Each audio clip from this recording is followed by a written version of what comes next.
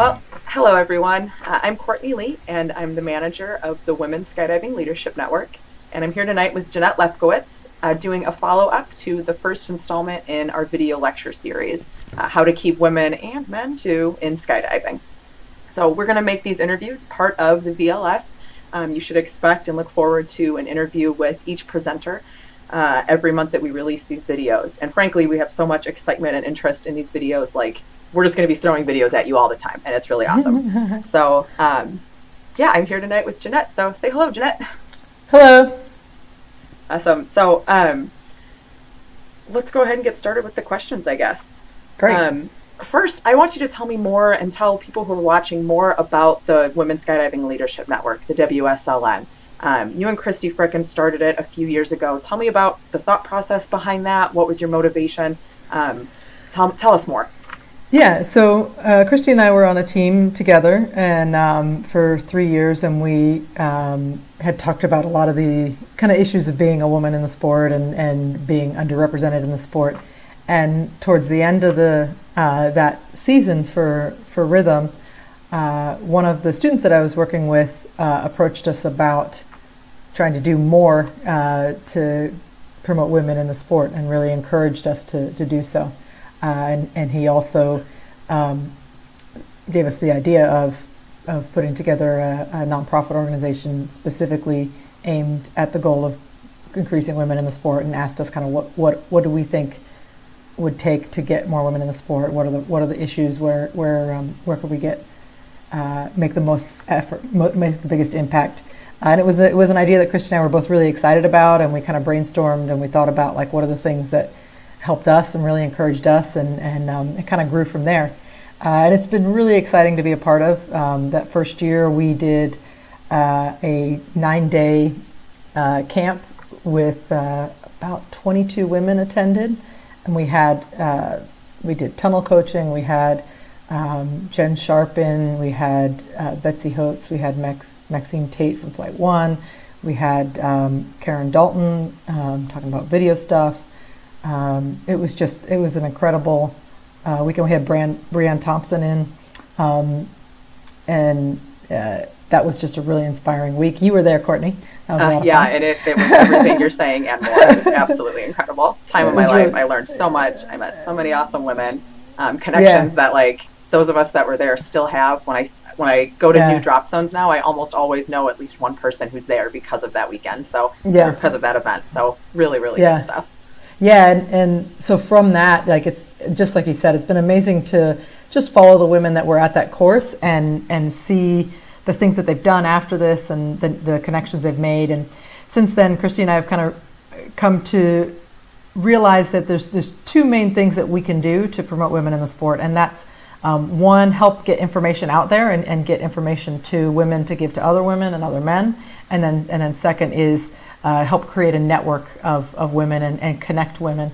And from that first course, we've developed a number of programs that we're working on towards those two goals. This video series being one of them, and then also a mobile mentors program where women are traveling to tunnels and drop zones and delivering content to women and men at those drop zones and tunnels. So yeah, we're really excited. Yeah. So tell us a little bit more about the network you're mentioning. Why do you think it's so important for women in the sport to have that network? Yeah, I think, it's not unique to skydiving, and I think it's not unique to just women. I think it's something that any minority or a group that's underrepresented will say that when you see someone else that looks like you doing something, you believe that you could do it. And conversely, if you don't, maybe you don't feel as welcome or aren't sure if you can do it. And it may not even be something that you realize is happening consciously, but I really believe it is happening. And so I just think it's important. The truth is there are so many women in the sport that are doing all kinds of amazing things in any discipline. There's women at the top, but because there's fewer women overall than men, if you only have access to your own drop zone, you may not know a world champion female free flyer or an amazing female videographer or tunnel instructor. And so I think just helping women meet each other and understand that those women are out there and you can do it if you want to. think that's really important. Yeah, I agree. I think that's really well said. What is the WSLN planning from here on out? You mentioned mobile mentors. Are they part of the plan for the future? Yeah, so basically, Christy and I are training. We've created a curriculum on FS on the FS side jumping, and then also on the FS side in tunnel, and then we have plans for other curriculums, and we're training women to go and deliver that content at their home drop zones and travel around to drop zones all over the country. So again, that if a woman can travel to a big drop zone and get exposed to these things, that's great. But if they can't, maybe we can bring it to them. And that's the idea, and we're really excited about that. And yeah, I love the idea of us going out and finding places where women are underrepresented, so that they're not underrepresented anymore, and serving people at those drop zones that might not otherwise have the exposure to it. You know, I jump at Skydive Chicago. It's huge, and you're there. Mm-hmm. Melissa Nelson was there, Melissa Lowe now when I was just starting out. I've always had amazing female role models to look up to, but I think at smaller drop zones, there might not always be those opportunities. So it's one of the things I'm most excited about for the WSLN too, is that we're going to be, spreading the word and hitting like everywhere in the United States. I think that's just the coolest thing. Yeah, me too. So how can people help? The mission's great. There's a need for it. You've explained all those things really well. If someone wants to get involved and support the WSLN, how can they do that? Yeah, so first they should go on Facebook and join, for everybody, our public Facebook page. And then for the women, there's a women-only Facebook page. That's a great place, again, just to begin that networking. There's lots of great stuff going on there, sharing good information, and then also sharing news of women doing amazing things in the sport. Also on the women-only page, there's lots of it's a great forum for asking questions. So if you have a question about, man, I really like to get into this, or I'm considering, everything from like gear to layoffs in the sport to a new discipline that you haven't tried. There's just all kinds of questions there, and tons of people, other women just offering advice and information and encouragement, and it's a really neat place. So that would be the first place to start. And then from there, I would say to try and go to one of these events that we're hosting. The Facebook page and our website will have those events, and if you don't see one near you, give us a call and we can schedule one at your home drop zone. A lot of this is, we're looking for places to go, but certainly we can come to you if the request is there. So. Cool. Yeah, I think that sounds great. And I will be including links to both the Facebook pages in the description of this video, where it's hosted on YouTube. So anyone who is interested in joining those, it's super easy to do so. Just follow the links. All right. So now that we've heard more about the current project you're working on in the WSLN, I want to hear a little bit more about you.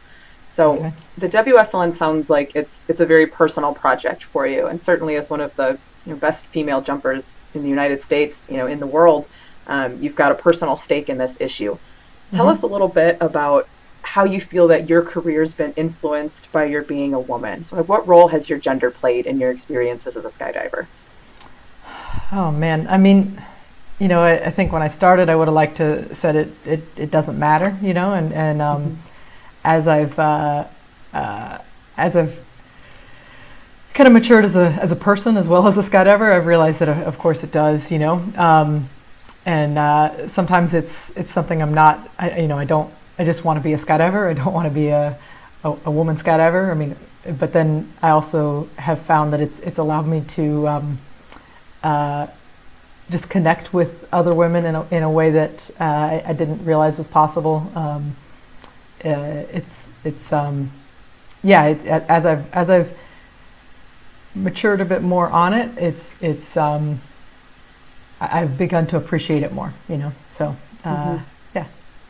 yeah. And what you just said there, I want to call back to something you said earlier about when we see people who look like us doing the things we like to do, that inspires us and gives us more confidence that we can achieve that goal as well.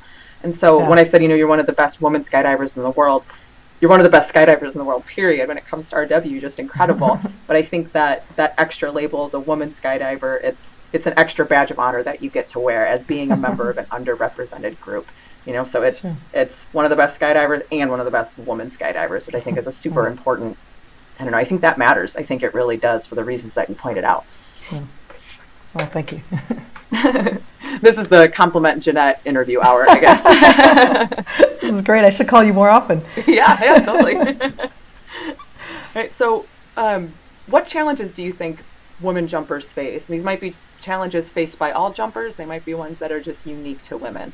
What do you see as, I don't know, what do you see as the challenges? I mean, I think, the thing we've already talked about, that if you feel like you're the only one, or there's not anyone like you, you may feel not included, or maybe, yeah, it's just, even I think the strongest woman on her own might notice that she's the only woman. So there's that, and then I do think in our sport there's a lot of women and men that are, very very open-minded. But then there's also, of course, there's sexism, as in any sport there is, and and then I think that kind of can highlight some things that maybe might be trends among women, but are probably not as big as they are because they get highlighted by kind of sexist views in the sport, for sure. So yeah, I think I agree with you there. And in fact, the next video lecture that we're going to be releasing, should be coming out in just a week or two, is given by Laura Gali, who's currently working at Sunpath. And the title of her lecture is "Girls Can't Fly Parachutes." And it sort of gets at this stereotype and that women are somehow less capable, less naturally skilled at parachute flight. And she talks really, I think, really convincingly and really powerfully about how that stereotype or that idea influences students doing their first jump. It influences instructors who are doing their 5,000th jump with students, the way that they teach people. So yeah, I think you're right about that. There's those stereotypes and those things that affect all of us, whether we're male or female. They affect all of us. We all have those prejudices, I guess. So yeah, I think that's a good point. So talking a little bit, I asked you, how do you think your career's been influenced by you being a woman? Can you give us some examples of times that you've experienced like sexism, or sort of been the victim of people believing you weren't as capable because you're a woman? Yeah, there's lots of examples of that, and the easy ones to tell you about are the ones that that didn't affect me. And I've realized that it's less about the actual sentiment and more about my own kind of personal, how it affects me personally, so I have been vocal about, times that maybe there's been work that wasn't available to me as a woman, or offhanded comments and things like that. But most of those things don't really affect me personally, because I just believe that they're not a statement on me personally. But there is one perceived sexism that I've faced quite a bit, that I've been kind of reluctant to talk about, like that I haven't talked about. And that's probably mostly because it hits at my own insecurity, and it's something that I've struggled with not taking personally, and I think it's just hard to talk about, but here it goes. So like for me, when you start in skydiving, or any skydiver starts in skydiving, there's always that top team that you kind of have these visions of one day they're going to give you a call, and I was always like, well, I'm going to do my thing. I'm going to start rhythm, and we started. And then at some point, they did start calling my teammates, and that was awesome. They called, and my husband, and he's awesome, and I understand that. And at that time, I still believed that that was an opportunity that would, if I was good enough, would be open to me. And over the years, I've kind of subtly and then not so subtly learned that it's not, and it's interesting because it's not, right now my goal is to take rhythm to be the best team, so it's not like it's something that I would I'm not like if another team asked me to leave, I wouldn't accept it anyway. But over the years, that knowledge that it hasn't, it's I'm not being asked because I'm a woman, or maybe because I'm a woman, has been hard for me to manage. You know, it's yeah, and at first it's like you're not really sure, and maybe it's just that I'm not good enough, you know, and that's definitely that's where it kind of hits it in my own personal insecurities, you know, and I've thought, well, you know, maybe maybe it's that I'm not good enough, you know, and when I asked, I don't get a straight answer, and then eventually I do, you know, that you know, I was told, well, both, you know, we're just interested in Steve or every other male teammate you have, but then I've also been told, you know, we're not interested in having a woman on the team, or we're not interested in having a married couple on the team. I've heard that too, and it makes me it's had me have a lot of feelings of like, man, I hope that I'm not. This is a perception of all women that might be based on me, and I'm not perfect, and I hope I'm not screwing it up for other women, that somebody might hear someone say this, you know, and then think, okay, well, yeah, they're right, look at JaNette's clearly not good enough, so maybe all women can't do this, you know. And so that's been something I've struggled with, you know, as I mentioned before, you know, as that time comes where my teams, you know, either somebody moves on to do something else, or very often somebody's moved on to go to this other team. It's always, you know, it's been a struggle for me to not worry about what other people think about me, you know, and that's a common problem that that I think a lot of people work through, women or men, and so that's been tough for me. But I think this past nationals was the first time I kind of felt the same about that as I do about other times I've faced sexism. Like, I just felt, you know, like less worried about what other people think, and more also just confident that, you know what, I am good enough, and if you think I'm not, or if you think women are not, you're just wrong. And you know, it's crazy to me that it's taken me this long to feel that way, but it was also a kind of a really great moment for me this year at Nationals. And that's also in part because I also see all these other amazing women as well doing awesome things, you know. So, you know, I think of all the Golden Knights women, Jen Davidson, Megan George on Next, all the Phoenix women that I'm coaching.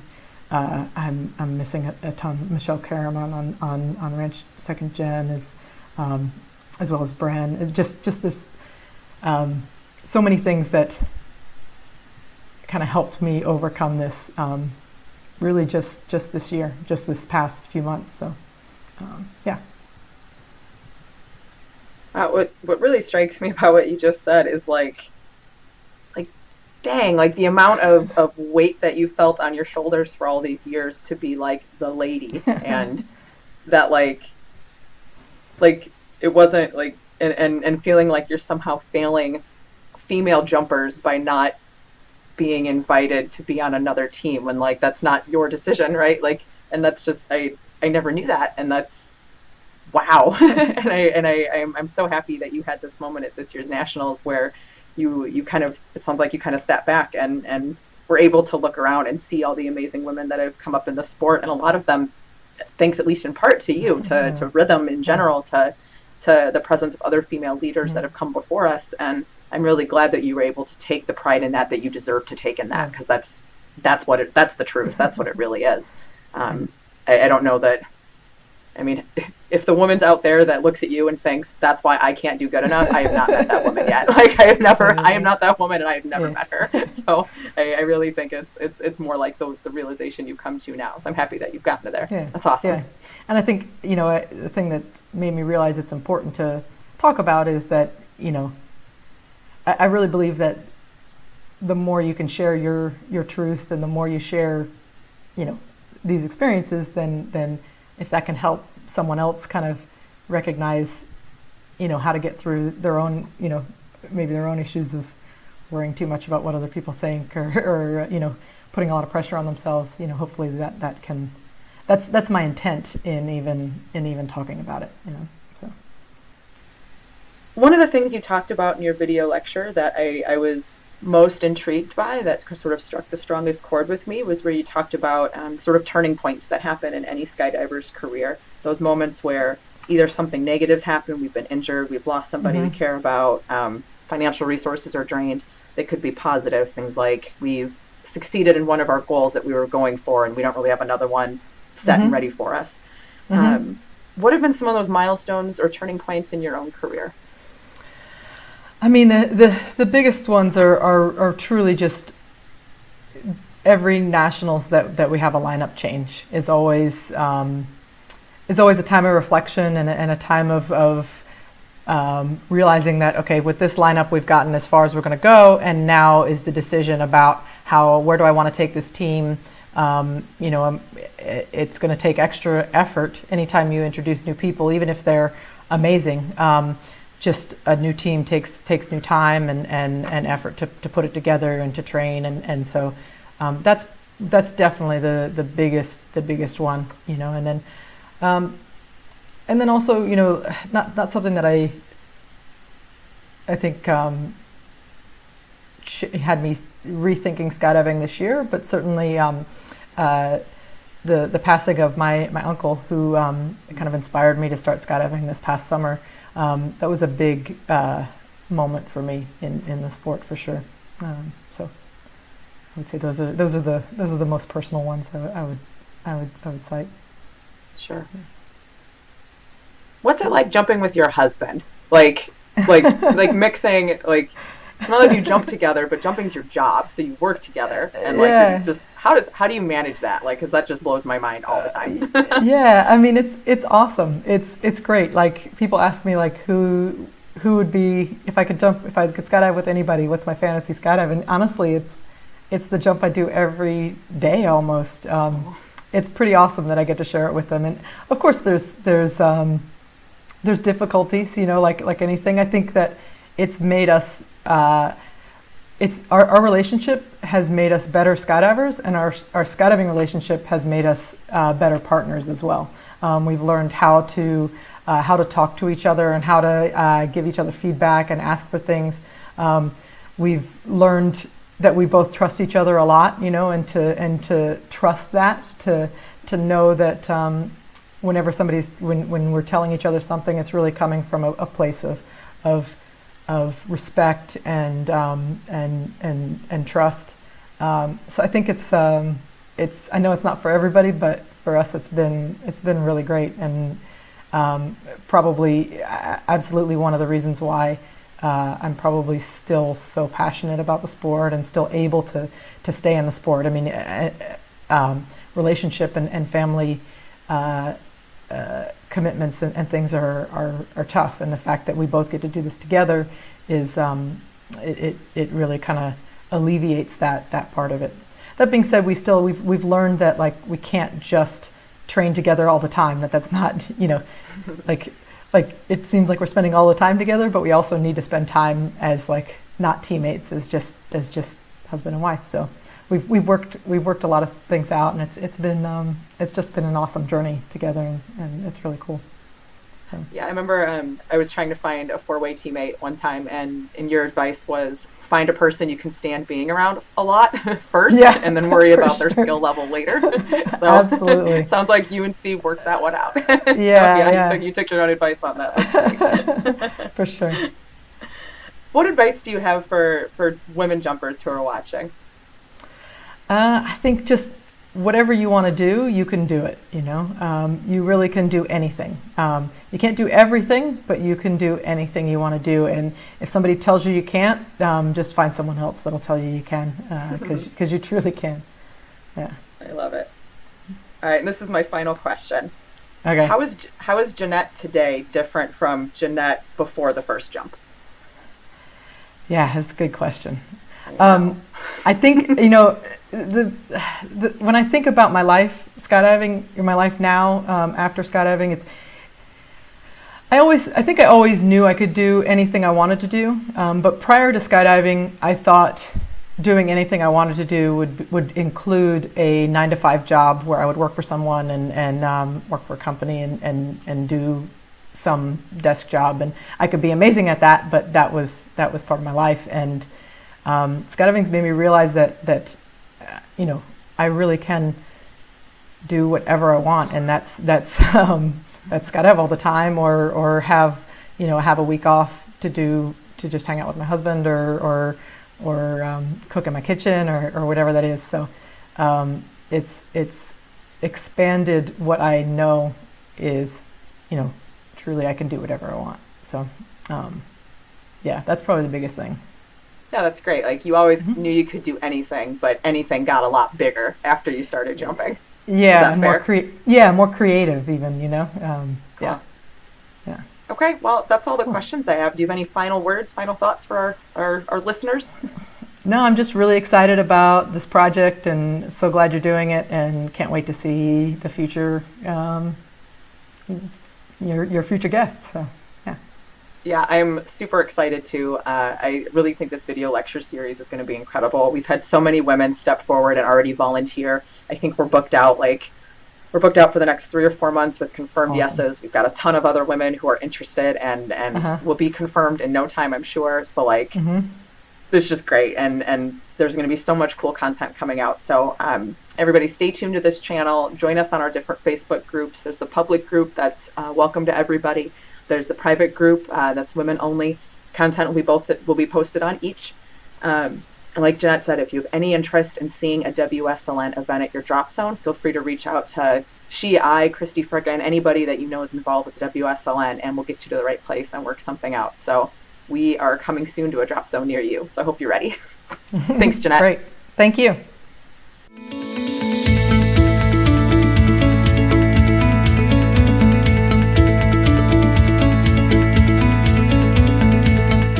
Rhythm Skydiving 101, the first app designed specifically for the new skydiver. Over 50 topics will get you from the ground to the air and back again. Available free for both Android and iPhone. Download Rhythm Skydiving 101 now and make every skydive count.